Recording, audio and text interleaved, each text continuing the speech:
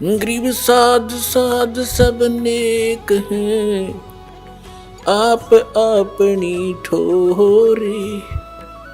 जो सतलोक ले जावेंगे वो साधु कोई और।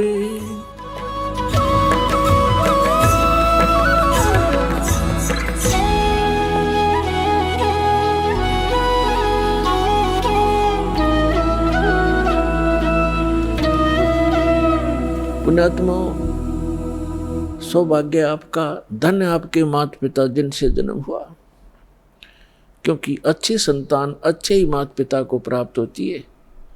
अच्छी संतान वही है जो भगवान से डरने वाले, परमात्मा की तरफ में भटकने वाले और बुराई से डरने वाले होते हैं, वही अच्छी संतान होती है। और वो अच्छे माता पिता से उनका जन्म हुआ करता है। तो ऐसे संस्कार आपको जो प्राप्त हैं, ये बहुत ही कम चांस है इस मानव जीवन में। आप बालक को, आपको ज्ञान नहीं, ये दास इस मार्ग का मास्टर बना दिया कबीर भगवान ने। इस दास को मालूम है आपकी कितनी कीमत है, आप कितने पुण्यकर्मी प्राणी हैं, क्योंकि लाल को अपनी कीमत का स्वयं ज्ञान नहीं होता, जोर ही कीमत लगाता है। अब क्या बताते हैं परमात्मा कि आज का लाहा लीजियो कल किसको होई, और ये तन माटी में मिले जाने सब कोई। सबको मालूम है मरेंगे, पर एक सबसे बड़ी भूल हमारा ये लगी है कि अभी नहीं मरेंगे। कब मरेंगे? अप्रोक्सीमेट है, अप्रोक्सीमेशन है कि जैसे कोई 20-30 वर्ष का बच्चा है, बेटा है या बेटी है, वो तो स्वाभाविक ही निश्चिंत है कि अभी तो 100 वर्ष के आसपास मरते हैं, 80-70 वर्ष तो बहुत हो जाते हैं। और जो 50-40 के हो गए वो भी अभी सोच रहे हैं अभी नहीं मरेंगे क्योंकि उम्र बहुत है। और जो 70 और 80 के बीच में पहुंच गए वो भी अब ये सोच रहे हैं अभी नहीं मरेंगे। और जो 90 के आसपास हैं वो भी यही सोच कर जी रहे हैं अभी हो सकता है और 10-5 वर्ष और हों। लेकिन हम उसमें भूल जाते हैं 10 वर्ष के बालक, 2 वर्ष के बच्चे गर्भ के अंदर भी, 1 वर्ष का 6 महीने के, 20 वर्ष के, 30 वर्ष के, कोई किसी कारण से 50 और 40 वर्ष के, ये सब मृत्यु को प्राप्त हो रहे हैं।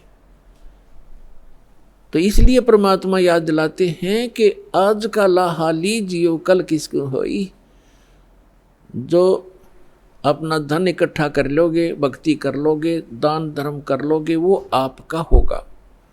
बाकी ये रेस्टोरेंट है, आपने सब कुछ बना बनू कर यहीं छोड़ जाना, आप साथ नहीं ले जा सकते।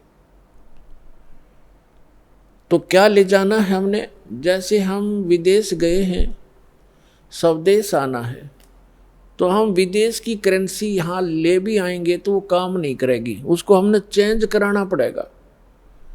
उस करेंसी को हमने अपने स्वदेश वाली करेंसी में चेंज कराना पड़ेगा, तब वो हमारा काम आओगी ना। तो कागज है, एक नए पैसे का भी नहीं है। इसलिए हम यहाँ विदेश में रह रहे हैं। ये पृथ्वी एक विदेश है, काल का लोक ये विदेश है, पृथ्वी उसका एक शहर समझो, 21 ब्रह्मांड है उसका पूरा राज्य साम्राज्य है। हम सतलोक से यहाँ आ गए हैं, वापस जाने की अब तैयारी कर रहे हैं, तो हम यहाँ की कोई वस्तु नहीं ले जा सकते। इसके लिए हमने करेंसी चेंज करानी पड़ेगी। वो करेंसी कैसे चेंज होएगी? जैसे आप दान करोगे, वो दान फिर पैसा जो है वो दान में बदल जाएगा, और दान से फिर धर्म बनेगा, और धर्म बनकर आपकी किस्मत में लिखा जाएगा। उतना ही अकाउंट आपको उस विदेश में, अपने स्वदेश में मिलेगा।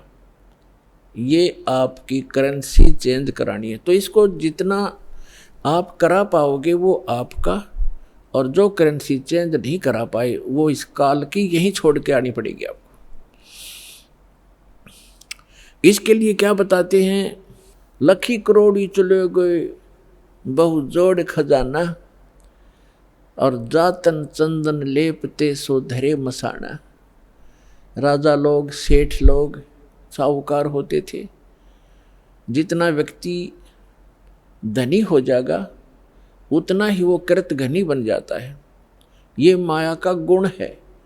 राजा लोग क्या करते थे, सारे शरीर पर, जैसे आजकल तो एसी चल पड़े, कूलर कालर हो गए, राजा लोग क्या करते थे, चंदन को घिसवाते, नौकर चंदन घिसा करते थे और गर्मियों के दिन में सारे शरीर पर चंदन लगा लिया करते थे और शीतलता प्राप्त करते थे उससे।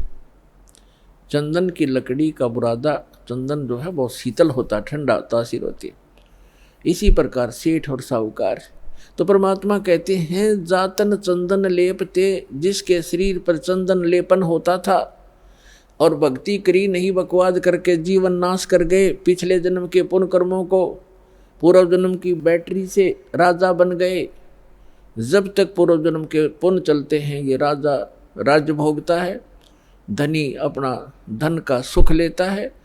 और यदि भविष्य की भक्ति ठीक ना बनी, शास्त्र अनुकूल साधना नहीं हुई, चार्जर नहीं लगा, तो पूर्व जन्म की बैटरी जिस दिन डिस्चार्ज होएगी, यानी पूर्व जन्म के पुण्य आपके जिस दिन समाप्त हो जाएंगे, उस दिन अचानक कैर टूटने शुरू हो जाएंगे।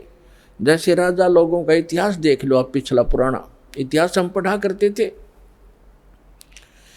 कोई राजा 5 वर्ष राज्य किया, किसी ने 10 वर्ष किया, किसी ने 12 वर्ष किया। और जो कर्म बिगड़ते हैं इंसान के, कोई ना कोई काल प्रेरणा से दूसरा राजा आके उस पर आक्रमण कर देता है, उसकी नींद हराम हो जाती है, मारा जाता है, लुट जाता है, बच जाता, जंगलों में धक्के खाता है, तो अब बैटरी उसकी समाप्त होगी और मृत्यु के उपरांत राजा गधे की योनि में जाता है।